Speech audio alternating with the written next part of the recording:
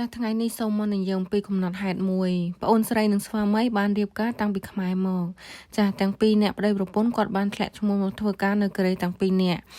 ហើយមកនៅកូរ៉េចប់អាណត្តិទាំងពីរនាក់ក៏សម្រេចចិត្តខុសច្បាប់នៅកូរ៉េធ្វើការបន្តទៀតព្រោះពួកគាត់អត់តន់ចង់ទៅខ្មែរទេដោយសារតែអត់តន់សល់លុយបន្ទាប់មកពួកគាត់ក៏មានកូនហើយកូនគាត់ក៏បានផ្ញើទៅខ្មែរទាំងអស់គាត់មានកូនរហូតដល់12នាក់នឹងអស់គ្នា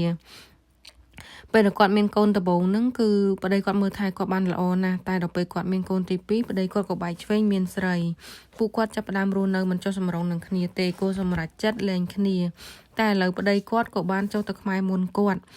នៅឡើយតែគាត់អត់ទាន់ចុះទៅខ្មែរទេតើត្រូវធ្វើដូចម្ដេចបើសិនជាគាត់ចង់លែងគ្នាដោយគាត់មិនបាច់ចុះទៅខ្មែរតើមានវិធីណាដើម្បីឲ្យគាត់លែងគ្នាដាច់ទេបងប្អូនជួយប្រាប់ផង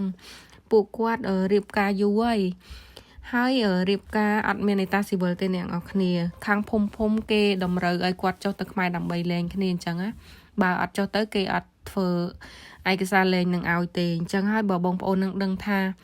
តើវិធីណាដើម្បីដោះស្រាយឲ្យការលែងគ្នាដាច់អាចជួយ